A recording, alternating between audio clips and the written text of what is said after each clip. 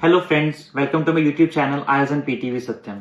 IELTS reading में 5 band और 5.5 band पे स्ट्रक हो और 6 बैंड पे स्ट्रक हो and you are not able to score 7 और मोर देन 7 बैंड, कैसे आएगा यार? ट्रू फॉल्स नॉट गिवन हर बार गलत होते हैं। सो इस वीडियो में मैं आपकी हेल्प करने वाला हूँ how to solve true false and not given.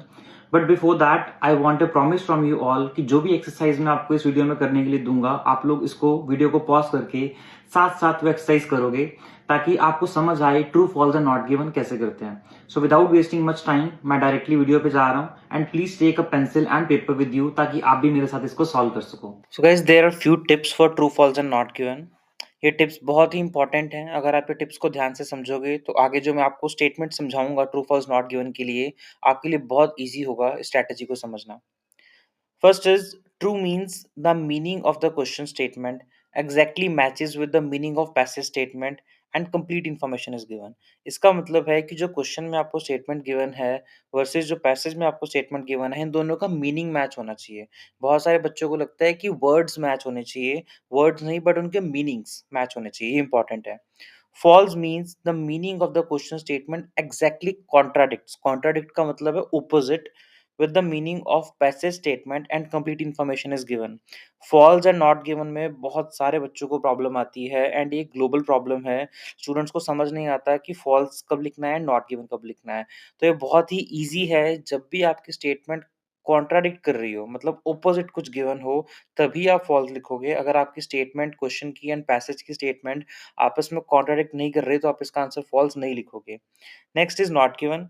Not given is when any kind of information is missing. अगर कुछ हल्की सी भी इंफॉर्मेशन इनकम्प्लीट है तो आप उसका आंसर नॉट गिवन लिखोगे, चाहे ऑलमोस्ट 90% स्टेटमेंट भी मैच हो रही हो, लेकिन अगर इंपॉर्टेंट इन्फॉर्मेशन कुछ भी मिसिंग है उसमें से, तो आप अपना आंसर नॉट गिवन ही लिख के आओगे। नेक्स्ट इज, ये बहुत इंपॉर्टेंट टिप है, focus on words like some, most, few, all, only, then, all, a lot etcetera. इसका मतलब है कि क्वेश्चन में छोटे-छोटे वर्ड्स पे आपको ध्यान देना है, बिकॉज़ ये छोटे वर्ड्स में इतनी पावर होती है कि आपका पूरा का पूरा आंसर चेंज कर सकते हैं। ये एक सबसे अंडररेटेड टिप है, मैं जब भी बच्चों को समझाता हूँ, लेकिन स्टिल वो इन वर्ड्स के ऊपर फोकस नहीं करते हैं और उनका फोकस होता है मेन कीवर्ड के ऊपर। गाइस, मेन कीवर्ड जो होता है वो सिर्फ़ और सिर्फ़ आपको हेल्प करता है लोकेशन फाइंड आउट करने में। लेकिन जो क्वेश्चन के वर्ड्स होते हैं some, most, many, few, all etcetera, ये वर्ड्स आपको बहुत इम्पोर्टेंट हैं एंड यही वर्ड से आपको पता चलता है कि आपका आंसर ट्रू होगा, फॉल्स होगा कि नॉट गिवन होगा। Next is, in the paragraph sometimes additional information is given. कई बार जो क्वेश्चन स्टेटमेंट होती है उससे बहुत ज़्यादा इन्फॉर्मेशन पैराग्राफ में गिवन होती है। हमें क्या करना है, हमें सिर्फ और सिर्फ अपने क्वेश्चन की डिमांड को फुलफिल करना है।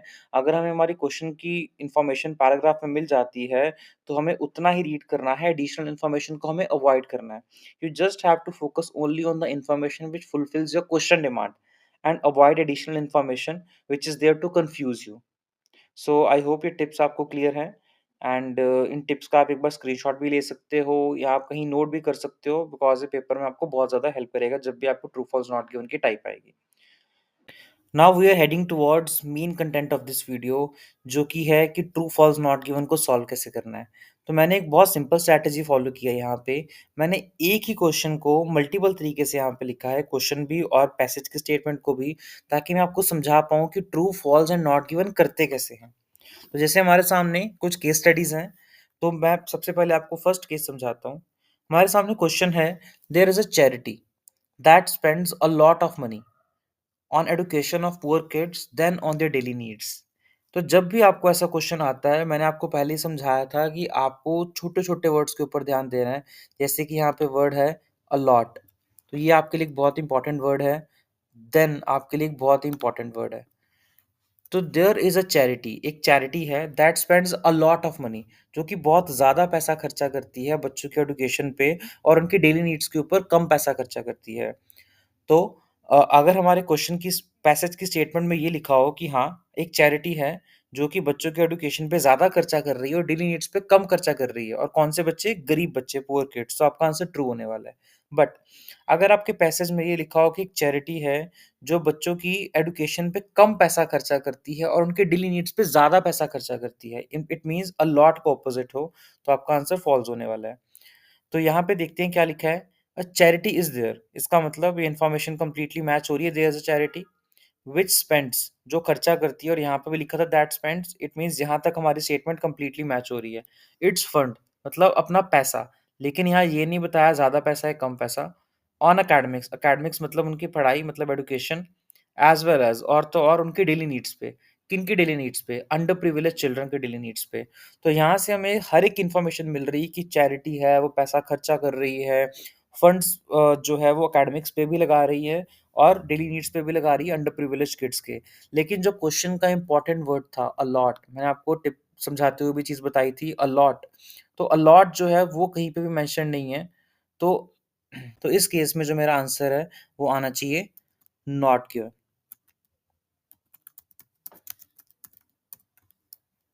नेक्स्ट क्वेश्चन पे चलते हैं।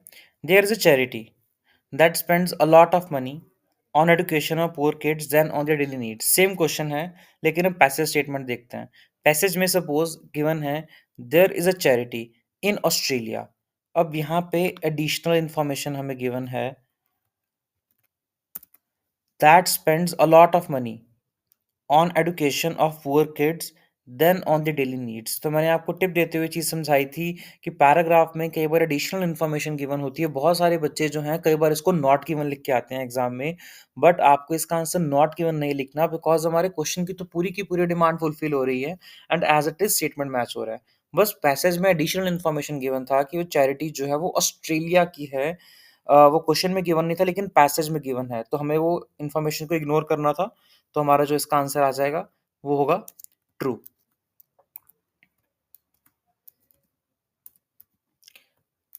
Next case three. ये केस थ्री, आई वांट कि एक बार आप वीडियो को यहाँ पे पॉज करो एंड खुद आप सॉल्व करो। Question is there is a charity in Australia that spends a lot of money on education of poor kids and on their daily needs. Same question, ठीक है। पैसेज है there is a charity that spends a lot of money on education of poor kids and on their daily needs. In short मैंने case two को यहाँ पे opposite कर दिया है। केस टू में जो क्वेश्चन था अब वो केस थ्री में पैसेज बन गया एंड पैसेज जो है वो क्वेश्चन बन गया। तो आपके पास मैं कुछ टाइम आपको दे रहा हूँ 1 मिनट का, आप इसको एक बार सॉल्व कीजिए।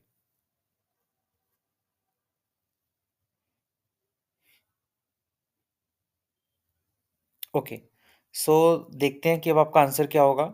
मेरे अकॉर्डिंगली जो इसका आंसर है वो होना चाहिए, जैसे यहाँ पे था देयर इज अ चैरिटी और पैसेज में भी लिखा हुआ देयर इज अ चैरिटी। अब क्वेश्चन की डिमांड है कि वो चैरिटी ऑस्ट्रेलिया की होनी चाहिए। पैराग्राफ में हर एक इन्फॉर्मेशन मैच हो रही है, लेकिन जो हमें चाहिए था वो चैरिटी ऑस्ट्रेलिया की है।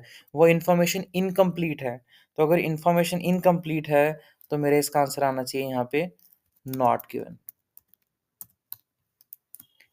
अब नेक्स्ट फोर्थ क्वेश्चन पे चलते हैं।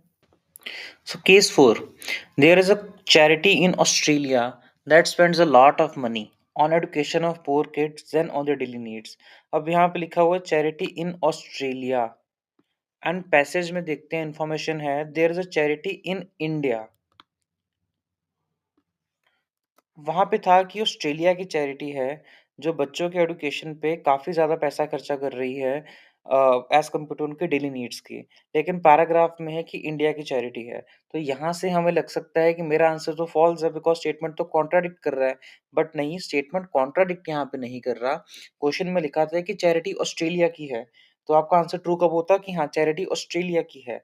एंड स्टेटमेंट कॉन्ट्राडिक्ट कब होता जब वहाँ पे लिखा होता है कि नहीं, चैरिटी ऑस्ट्रेलिया की नहीं है। यहाँ पे ये ज़रूर लिखा हुआ है कि चैरिटी जो है वो इंडिया की है, लेकिन कहीं पे भी ये नहीं पता चल रहा कि ऑस्ट्रेलिया में ऐसी कोई चैरिटी नहीं है।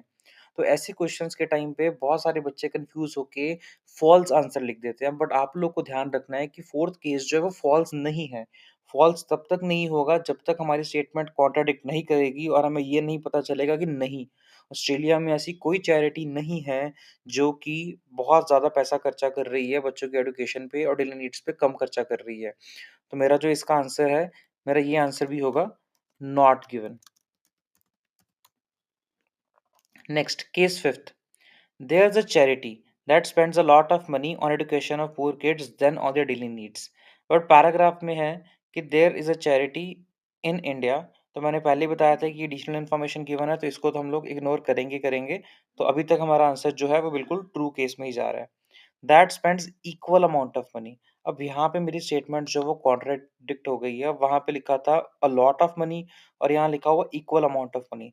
तो आगे देखते हैं on education of poor kids and on their daily needs. तो देखिए यहाँ पे बिल्कुल मेरा स्टेटमेंट कॉन्ट्राडिक्ट हुआ है, मतलब ऑपोजिट हो गया वहाँ पे।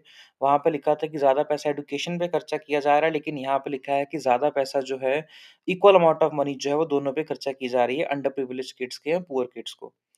तो 5 केसेस हैं, हम एक बार दोबारा से देख लेते हैं। ये जो लास्ट केस रहेगा मेरा इसका आंसर हो जाएगा फॉल्स, बिकॉज़ स्टेटमेंट जो थी वो कॉन्ट्राडिक्ट हो गई। तो एक बार दोबारा से देखते हैं हम लोग। फर्स्ट केस में हमारा आंसर नॉट गिवन था। नॉट गिवन इसलिए था बिकॉज़ वहाँ पे लिखा था बहुत ज़्यादा पैसा खर्चा कर रहे हैं एजुकेशन पे डेली नीड्स के कंपैरिज़न में। बट पैराग्राफ में हमें ऐसा नहीं पता चला था कि किस पे ज़्यादा खर्चा कर रहा है, किस पे कम खर्चा कर रहा है, तो हमारा आंसर नॉट गिवन था। सेकंड केस में क्या था, वहाँ पे लिखा था कि ज़्यादा पैसा खर्चा कर रहा है एजुकेशन पे, डेली नीड्स पे कम कर रहा है, एंड पैसेज में एक एडिशनल इन्फॉर्मेशन गिवन थी ऑस्ट्रेलिया।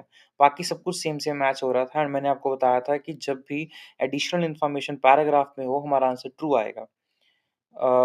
केस 3 में क्या था, हमारा आंसर नॉट गिवन इसलिए था बिकॉज़ क्वेश्चन की डिमांड थी ऑस्ट्रेलिया होना चाहिए, लेकिन पैराग्राफ में चैरिटी कहाँ की उसके बारे में इन्फॉर्मेशन नहीं थी, तो हमारा आंसर यहाँ पे नॉट गिवन था। एंड फोर्थ केस में वो चैरिटी क्वेश्चन में लिखा था ऑस्ट्रेलिया की है, लेकिन पैसेज में था चैरिटी इंडिया की है, तो मैंने आपको बताया था ये फॉल्स क्यों नहीं होगा, बिकॉज़ हमारा स्टेटमेंट कॉन्ट्राडिक्ट नहीं हुआ था। फिफ्थ केस कि चैरिटी जो है that spends a lot of money on education of poor kids than on their daily needs, and fifth case में था कि इक्वल अमाउंट ऑफ पैसा खर्चा कर रही है, इट मींस अ लॉट को कॉन्ट्राडिक्ट कर रही है, तो हमारे यहाँ पे आना चाहिए answer false. Thank you so much for watching this video. आपको ऐसी और अच्छी अच्छी वीडियोस मिलती रहेंगी। For that you have to subscribe my channel, and if you want any kind of online coaching, do contact me at 8872688720। Thank you.